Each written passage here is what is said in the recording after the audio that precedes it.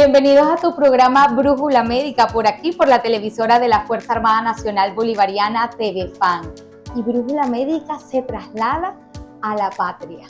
Estamos en el estado Zulia, felices de que ustedes conozcan nuestro talento humano regado por todo el país y, como siempre decimos, con calidad de exportación. Los mejores médicos del mundo, nuestros médicos venezolanos. Les habla la Teniente Coronel María del Valle Guerrero, pediatra neumonólogo, y me encuentro con un gran amigo, el doctor Arturo Sebastián López López, coronel del Ejército y otorrinolaringólogo.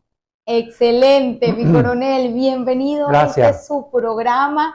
Y bueno, la otorrinolaringología de pauta, muy pegadita allí a la neumonología, porque somos todos la vía aérea.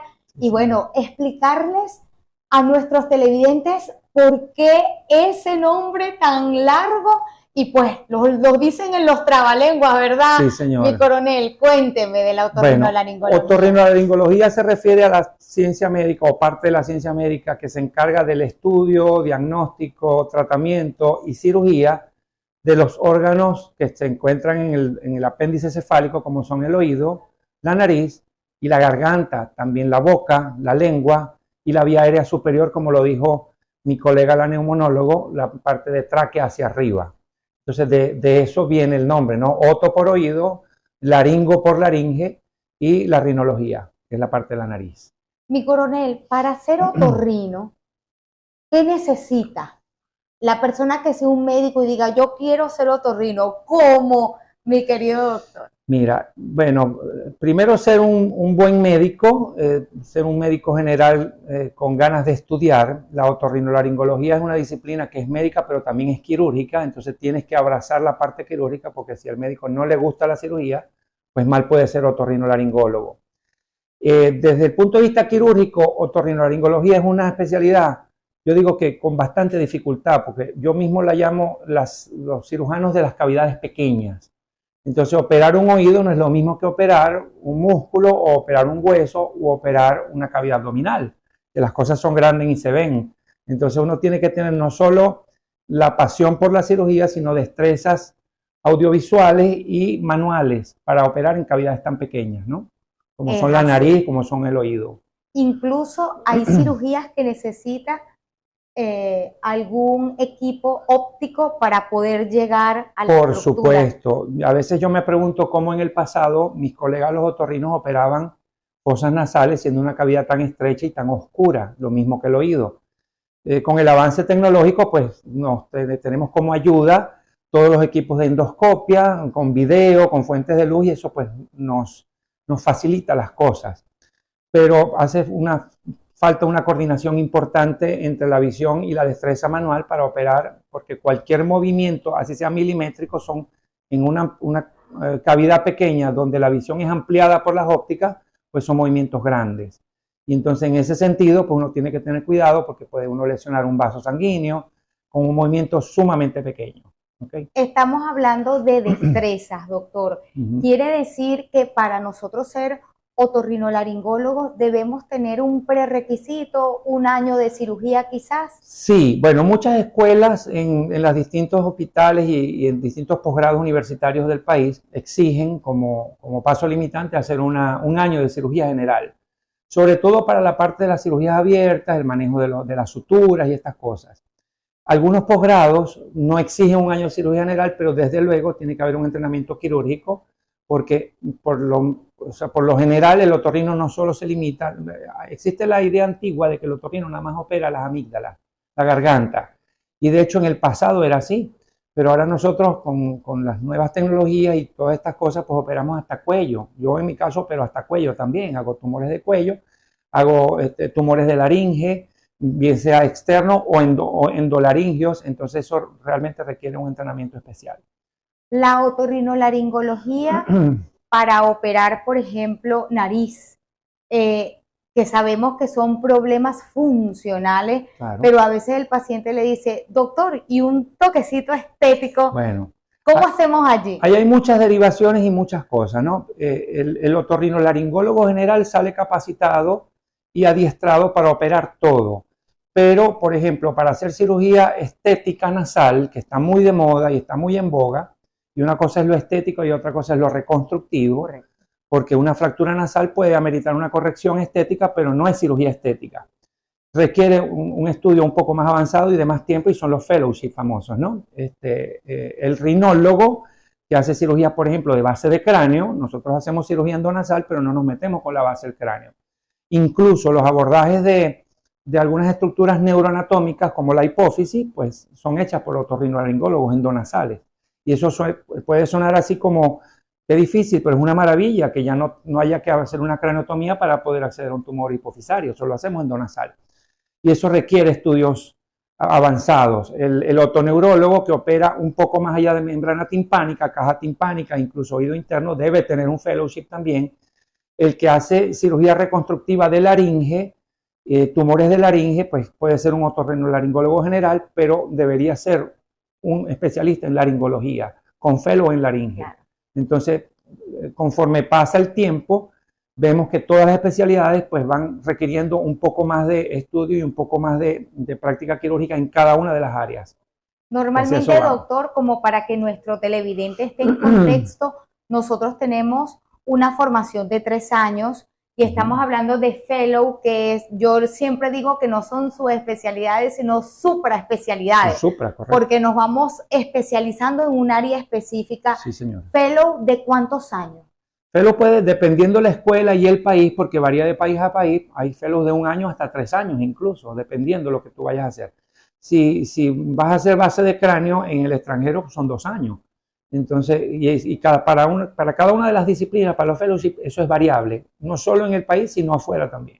Además, ponerlos también a ustedes en el contexto de que el otorrino debe manejar las imágenes muy bien, porque de allí se derivan muchos diagnósticos. Por supuesto, para todo lo que es cirugía endonasal, el gol estándar es la tomografía, y el que no sepa apreciar, estudiar una tomografía con vistas quirúrgicas, pues no debería estar operando.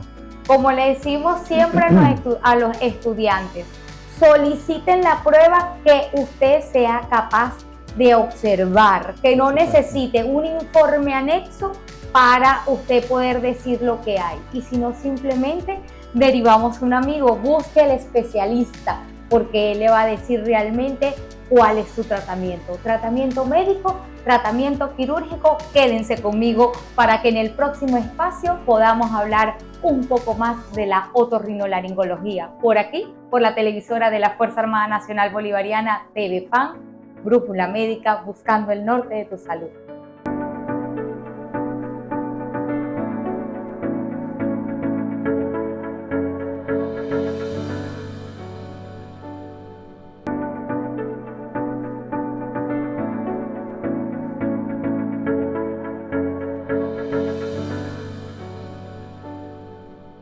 Gracias por continuar con nosotros por aquí, por la televisora de la Fuerza Armada Nacional Bolivariana, TV FAM, buscando el norte de tu salud en la esfera de la otorrinolaringología. Doctor, como les digo yo siempre a mis pacientes, casaditos el otorrino y el neumonólogo. Secuelas del COVID, el síndrome post-COVID en la esfera de la otorrinolaringología. Correcto. Mira, un porcentaje bastante importante de pacientes, no despreciable, presenta un caleidoscopio de síntomas y de molestias, ¿no? Algunos son subjetivas y otros son cuadros clínicos bien establecidos. Dentro de las molestias subjetivas más frecuentes en los pacientes que han sufrido COVID en el área de la otorrinolaringología, el paciente refiere la disosmia, que es simplemente una percepción de olores equivocada o no correspondiente a lo que realmente huele. La cacosmia, que es una percepción de mal olor, que no corresponde a un olor ambiental. O la anosmia o hiposmia, que es la baja percepción de olores. ¿Okay? Eso queda por alteraciones neuronales en el primer par craneal a nivel nasal, producto del COVID. Y requiere no solo tratamiento médico, sino que requiere también una terapia de reentrenamiento olfatorio con algunos olores característicos, olores fuertes, y eso lo lleva bien el otorrinolaringólogo. Dentro de otras complicaciones que vemos muy frecuentemente son cuadros vertiginosos, Tenemos un aumento de síndromes vertiginosos con una etiología no precisa en pacientes que han sufrido COVID.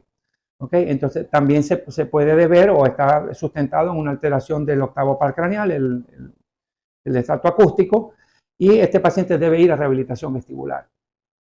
Y otra entidad un poco más específica, no dependiendo de un problema neuronal, es la otitis media serosa, que no es más que una persistencia y acumulación de moco en la caja timpánica.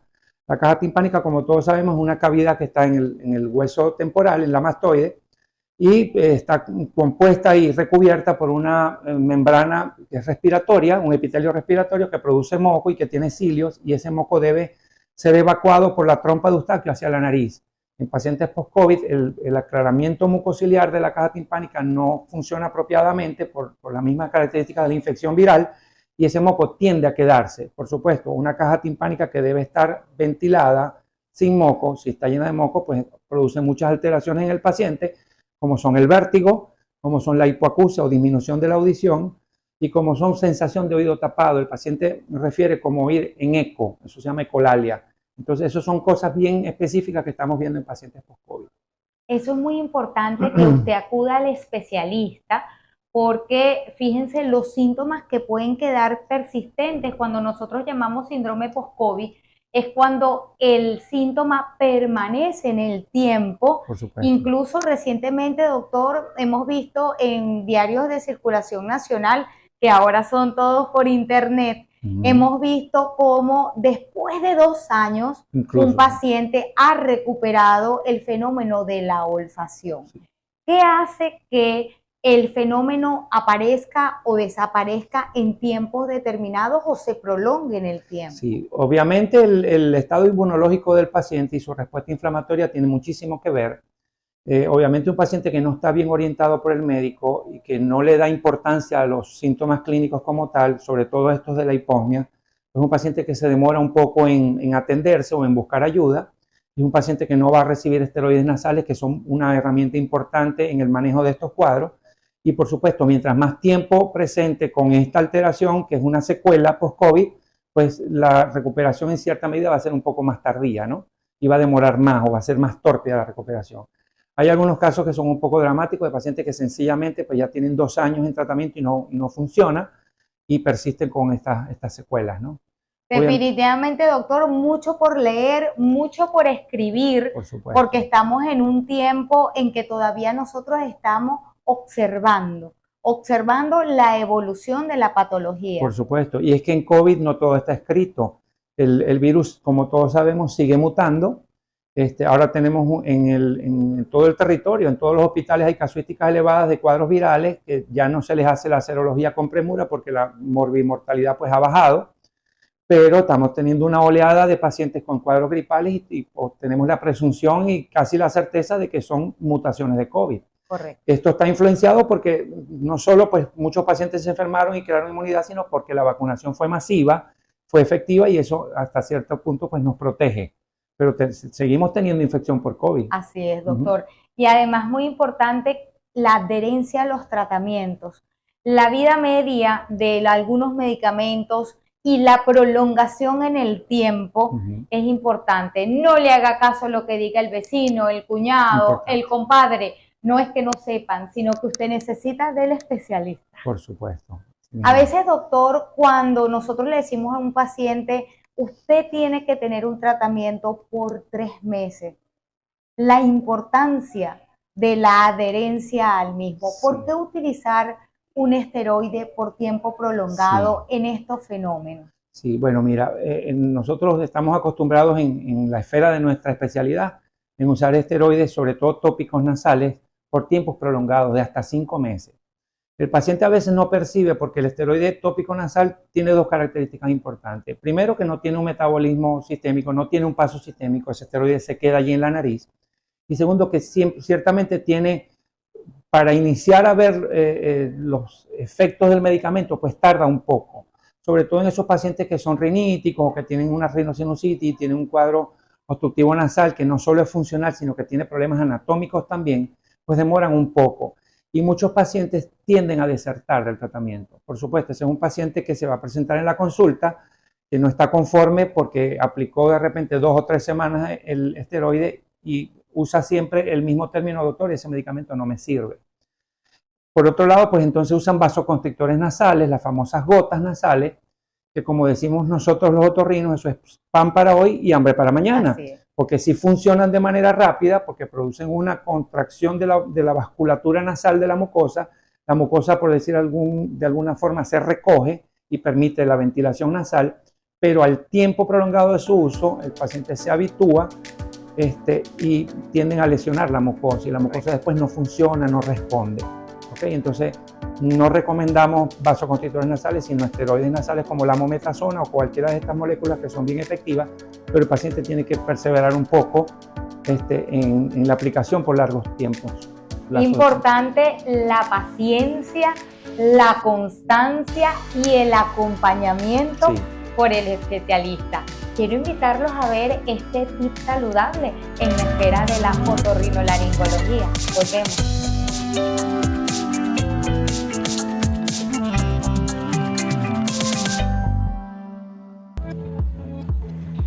Los oídos representan una parte del cuerpo humano tan importante como sensible, y escuchar bien brinda una calidad de vida mayor. Si no sigues unos hábitos saludables para tu audición, podrías llegar a perderla de forma parcial o completa. Por lo tanto, el cuidado de los oídos se presenta como algo esencial en el día a día. Por eso, te traemos algunos consejos que nuestros expertos recomiendan. No introduzcas ningún objeto en el oído. Evita los medicamentos ototóxicos. No apliques ciertos líquidos en el oído. Utiliza tapones de oído para nadar. Si el cerumen se convierte en un tapón, deja que el médico extraiga el mismo. Pon especial cuidado en los oídos de los niños y hazte revisar el oído frecuentemente. Sigue con nosotros, porque en breves momentos volvemos con más de la otorrinolaringología.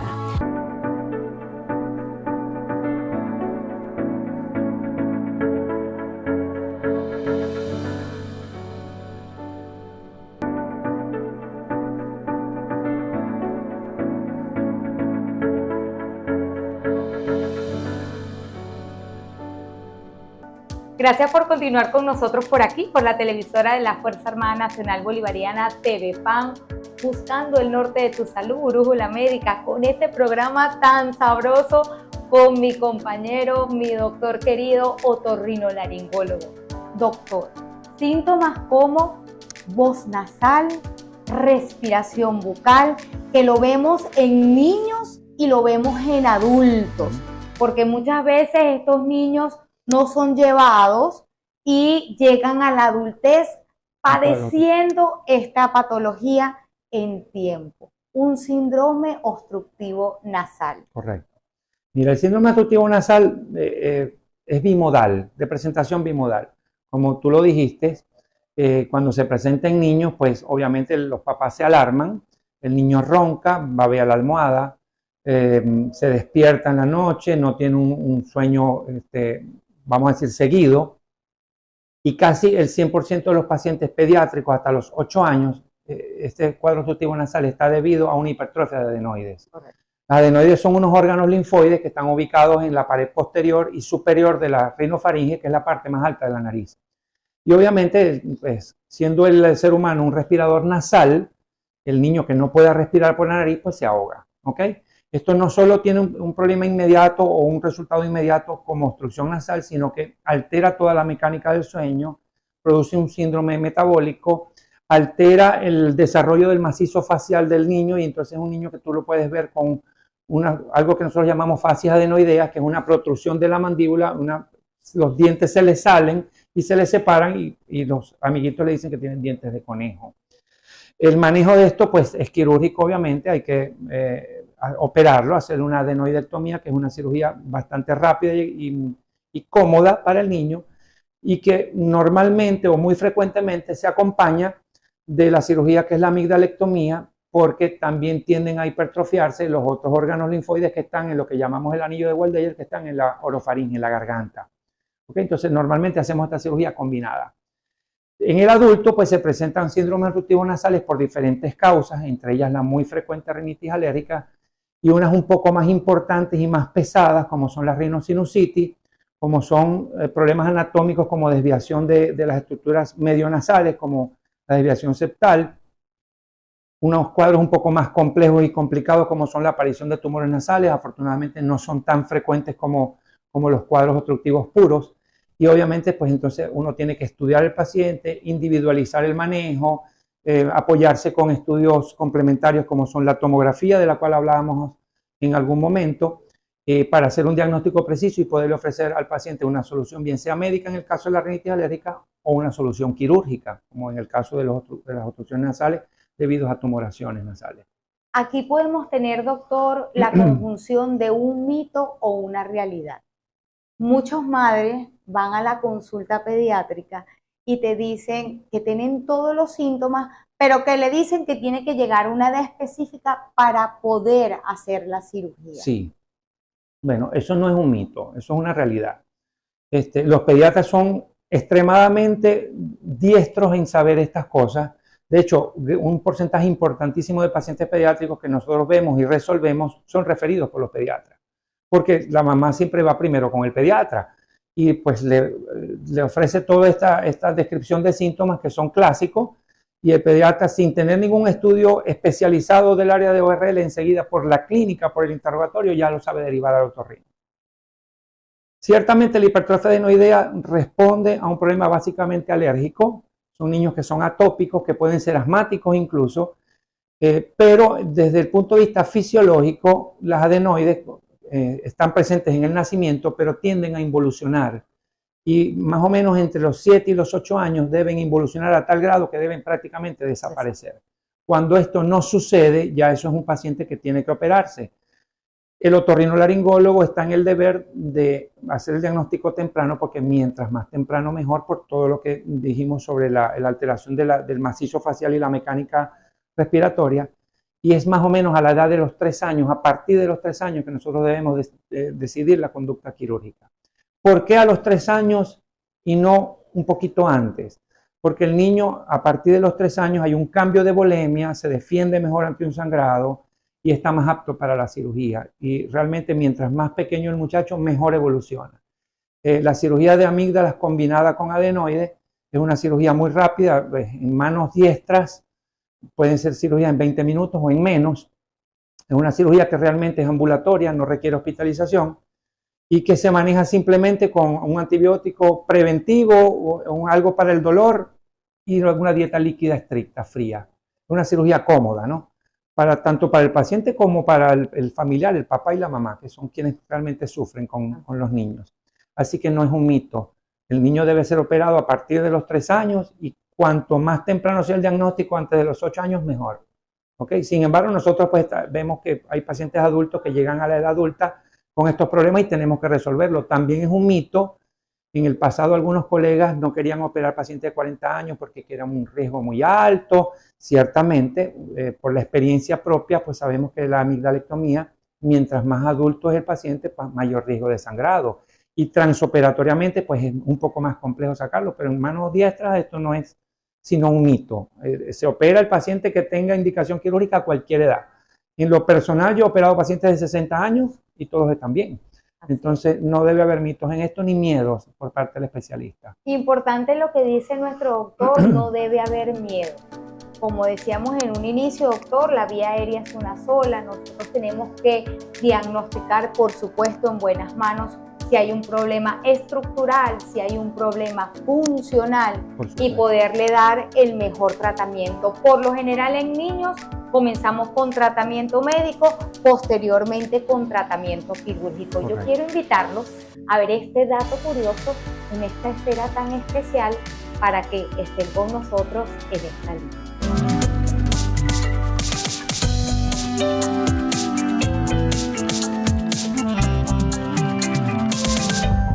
¿Sabías que todo el mundo tiene un sentido del olfato único, No hay dos personas que puedan oler las cosas de la misma manera, porque cada uno de nosotros tiene puntos ciegos de olor, es decir, los olores específicos que no podemos captar. Así que el aromatizante de una habitación puede oler a lavanda para ti y puede oler diferente para otra persona, pero en ambos casos está bien. Síguenos en @BrújulaMédicaTV para más tips curiosos. No te apartes, que ya volvemos.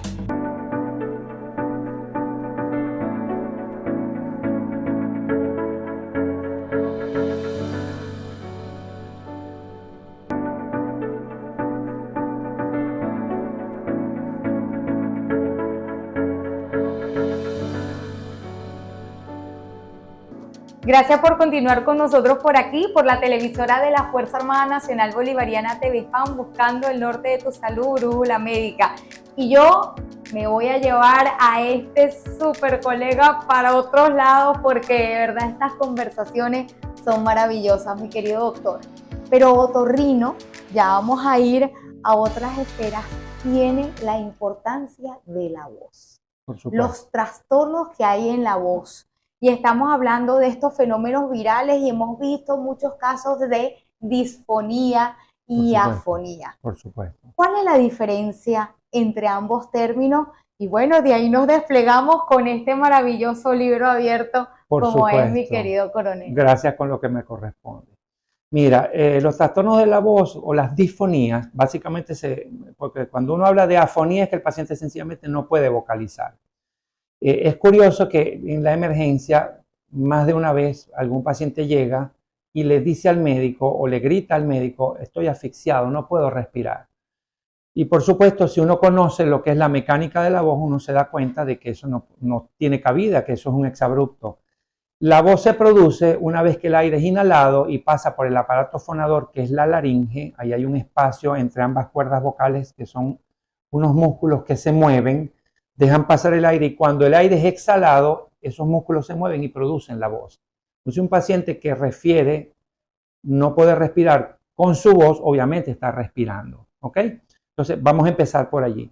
La voz se produce entonces, como lo acabo de decir, mediante la exhalación y el movimiento de estas cuerdas vocales, que son el aparato fonador.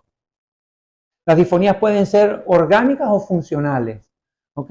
Siempre nosotros vamos a la parte orgánica cuando queremos descartar la necesidad o no de una intervención quirúrgica. Pero disfonías funcionales pues pueden ser muchas, pueden ser simplemente por mal uso de la voz en los profesionales de la voz, en los periodistas, en los cantantes, ¿ok? Puede haber lesión, lo que llamamos nosotros lesiones mínimas de la laringe, como los nódulos, que todo el mundo tiene terror a los nódulos vocales y resulta que no son gran cosa, son lesiones inflamatorias que se pueden manejar perfectamente con tratamiento médico, no son quirúrgicas, por lo menos no de per se, no de por sí, ¿ok? Y el otro tipo de disfonía pues pueden incluso estar asociadas a trastornos emocionales o hasta psiquiátricos. Hay unas disfonías un poco más raras que son por espasticidades neuromusculares, responden a problemas neurológicos, o sea, hay un amplio abanico de posibilidades con la disfonía. Con respecto a los cuadros virales que tú me preguntaste, sí, las disfonías normalmente de origen viral, entre ellos COVID o cualquier otro virus, llámese paramixo, llámese mixovirus, llámese cualquier influenza, se deben simplemente a inflamación de la mucosa y del epitelio que recubre el aparato fonador. Estas disfonías no deben ser tomadas de manera muy severa porque son autorresolutivas, mejoran con tratamiento antiinflamatorio local, con reposo vocal, por supuesto, sin tener que forzar la voz, y no deben durar más de 15 días. Cuando el paciente con una disfonía que pueda ser severa o moderada debe acudir con el otorrino, debe ser después de 15 días de evolución sin mejoría ante un tratamiento, con presencia o sin presencia de síntomas. Entonces el otorrino no solo pues recibirá a ese paciente, analizará primero con el interrogatorio la calidad de la voz, porque hay varias cualidades de la voz que uno debe analizar. Por ejemplo, si se agota la voz o si es una voz tipo en bandas que llaman, que sube y baja el tono, y eventualmente pues llevar al paciente a estudios complementarios como son la videolaringoscopia indirecta con una óptica flexible o rígida o una nasofibroscopia para visualizar el aparato fonador y ver de qué se trata, ¿ok? En nuestra experiencia pues hay muchas lesiones mínimas que resuelven solas, hay también muy frecuentemente lesiones por reflujo gastroesofágico. La enfermedad por reflujo gastroesofágico, que es el aumento de la producción del ácido en el estómago, y ese ácido pues quema toda la vía aerodigestiva, y hay estudios que respaldan incluso que llega hasta el oído medio. ¿Ok? Entonces el reflujo gastroesofágico es una causa bien frecuente de disfonía. Y son esos pacientes que te dicen que de repente no tienen síntomas, pero dicen que tienen eructos después de comer o sensación de llenura después de comer, y eventualmente hacen 3 episodios al año de disfonía, ¿ok? Autorresolutivas. Entonces es importante. Es importante descartar otro tipo de lesiones que son las que llevamos a cirugías, entre ellos los pólipos, los granulomas. Cada una tiene su característica semiológica, su ubicación, sus características morfológicas y por supuesto su manejo y seguimiento quirúrgico. ¿Ok? Doc, bueno, importante que ese reflujo faringolaringio también puede presentarse en niños y hay que estar atentos a esto. Pero quiero otra vez rescatar aquello de mitos y realidades. Vemos que muchos pacientes usan hoy día fitógenos, entre esos la famosa miel con limón. Sí. O el palito de ron también. También. ¿Qué le podemos sugerir nosotros a nuestros televidentes para eso? Sí, bueno, mira, la miel realmente funciona como un antiinflamatorio natural. Claro, de esto debería ser un poco más o mejor estudiado y para eso hay disciplinas, ¿no? Yo no hago medicina alternativa, yo no tengo una base científica para decir sí, la miel funciona, pero en la práctica diaria vemos que pacientes que toman miel pues sí mejoran un poco lo que es la disfonía, sobre todo cuando hay inflamaciones virales en la garganta. El palo de ron no lo recomiendo por ninguna instancia porque todos sabemos que el alcohol, el etílico, es un irritante importante de mucosa y no, pues no debe ser. Y un paciente que tenga, si se sospecha reflujo gastroesofágico y se toma un palo de ron, pues puede llegar a ser una úlcera incluso. Entonces el alcohol no lo recomiendo bajo ningún concepto. Eso es importante porque uno sigue lo que le van diciendo algunas personas y muchas veces nosotros sabemos que hay medicamentos que se derivan incluso de alguna hierba, pero los excesos son malos y cuando usted está tomando un té no puede titular la cantidad que está ingiriendo. Por favor, evítenlo en niños porque puede provocar, doctor, toxicidad, lo hemos visto en nuestras emergencias. Y bueno, en el adulto, con estas mezclas que hemos visto últimamente, realmente hay lesiones, como dice mi querido colega, no solamente en el aparato fonador, sino a nivel de esófago, a nivel de estómago, provocando entonces las famosas lesiones ulcerosas y tenemos que estar atentos a todo sí, esto. Por supuesto. Pero, como hemos dicho, doctor, todo en la orofaringe se comunica. Así que podemos tener lesiones también a nivel óptico. Sí. Bueno, mira, el oído, el órgano de la audición, es realmente un órgano que es maravilloso. Yo digo que milagroso. En el oído se produce el milagro del cambio de una onda mecánica en una onda electroquímica y eso se traduce como sonido en el cerebro. Eso realmente es un milagro. El oído es un órgano bien complejo, bien pequeño. Y el oído, como decimos nosotros coloquialmente, no solo sirve para oír o para escuchar, el oído también controla el equilibrio. ¿Ok? Entonces, importante el cuidado y el manejo de las medidas de higiene en el oído y hablaremos más adelante de eso. Así es, doctor. Yo quisiera, mire que estamos sumergidos de verdad en esta conversación tan hermosa, que por favor nos diera sus redes sociales, cómo puede ubicarlo nuestros televidentes. Perfectamente.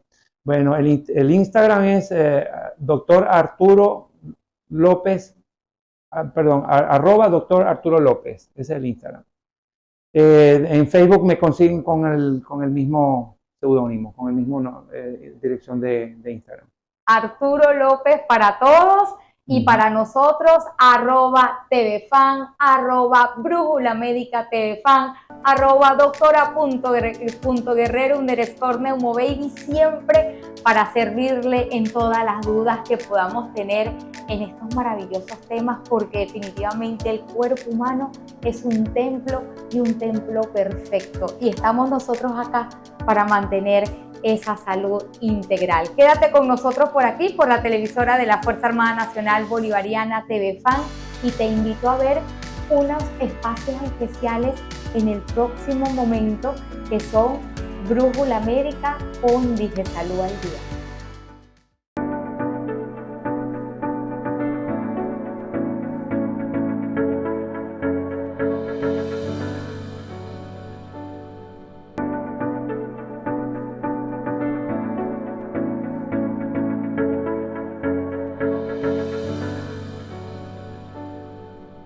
DigeSalud, en búsqueda de la excelencia de toda la red sanitaria militar, finaliza con éxito el seminario sobre atención y gestión sanitaria en una alianza entre China y Venezuela, porque en DigeSalud vamos por más. Dirección General de Salud de la Fuerza Armada Nacional Bolivariana, solo unidos venceremos.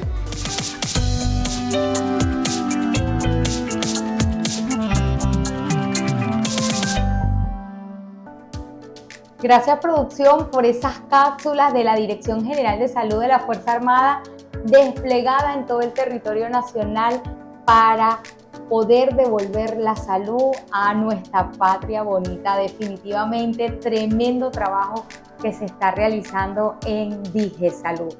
Doctor, de verdad que el tiempo se nos ha hecho corto. Es una esfera muy importante, porque de lo bueno que hagamos en la esfera superior, viene la repercusión para la esfera inferior. Yo quiero rescatar del espacio anterior lo que decía mi doctor querido, el doctor López, que hay pacientes que pueden tener asma, rinitis o alergia o el combo completo, y dependiendo pues de la intervención y la integración entre el otorrino y el neumonólogo, vamos a devolver esa salud respiratoria que desean nuestros pacientes. Doctor, recomendaciones especiales en esta área. Sí, bueno, mira, hay muchos pacientes que emplean algunas manías o algunos métodos de higiene que no son adecuados. Voy a hablar específicamente del uso de la limpieza en el conducto auditivo externo. El uso de hisopos o de palillos de oído, como popularmente se le llama, no son apropiados, son un riesgo importante. La gente confunde no sé si por alguna especie de guía paterna o por una leyenda urbana, pues no sé qué hay allí, y catalogan al otocerumen como sucio. Y yo recuerdo perfectamente que mi papá, siendo un inmigrante español, me decía: niño tiene los oídos sucios porque tiene cera. La cera en los oídos es un mecanismo de defensa. Es necesario y positivo que esté allí.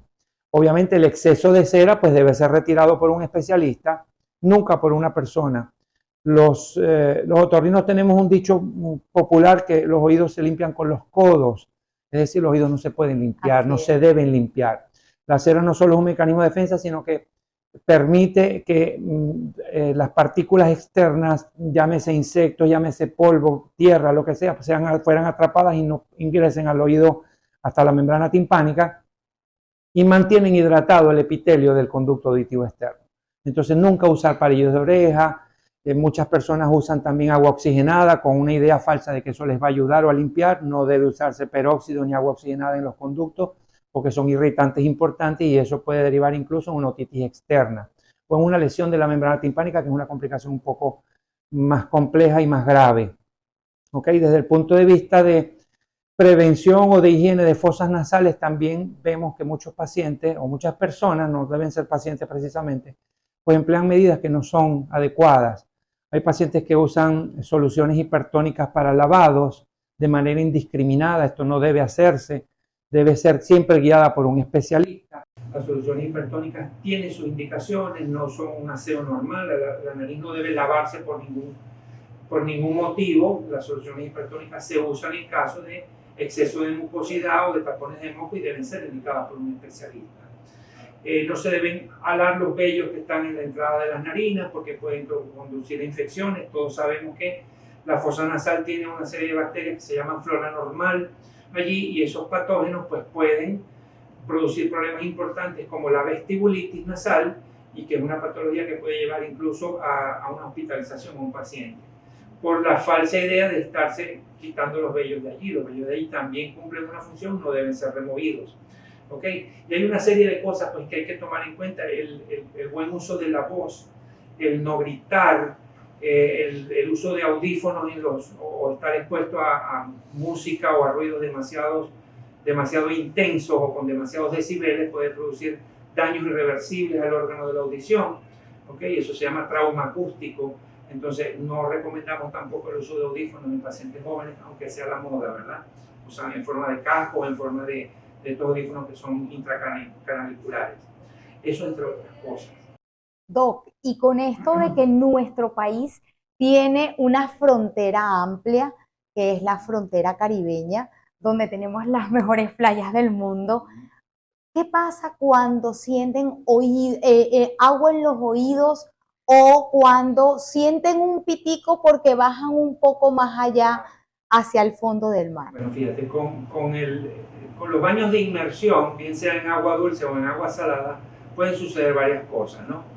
A efecto de presiones, los baños de inmersión pues no son nada peligrosos, salvo que tú bajes el equivalente a 10 atmósferas. Te digo esto con cierta propiedad porque yo soy buzo. Entonces, no hay una presión importante por arriba de los 10 metros y muy raramente pues alguien se sumerge más de 10 metros. Las piscinas no tienen esa profundidad y para bajar eso en el mar pues vas a hacer buceo, no lo haces bañándote. En los baños de inmersión, tanto en agua dulce como en agua salada, pueden traer ciertos problemas al órgano de audición. Puede traer humedad perenne allí. Acuérdense que el conducto auditivo es oscuro y húmedo y es estrecho, y esa humedad puede desencadenar en una infección por hongos, que son flora normal del oído. Son muchos, pero muchos temas, muchos tips que tenemos nosotros aquí, pero esto me compromete a volver a Maracaibo o a raptarme el doctor hacia Caracas para que sigamos nosotros hablando de estos temas tan maravillosos que nos unen, como es la esfera de la otorrinolaringología. No me quiero ir, doctor, sin pedir nuevamente sus redes sociales. Como no, en Instagram, Arturo Piso López, y en Facebook, @Dr. Arturo López. Igualmente por tu televisora de la Fuerza Armada Nacional Bolivariana, @TVFan, Brújula Médica TVFan, doctora.guerrero_neumobaby, para servirles a usted, a esta patria bonita. Llévese esa sonrisa con una audición clara, con una proyección de la voz maravillosa para poder cantarle a este país tan bello.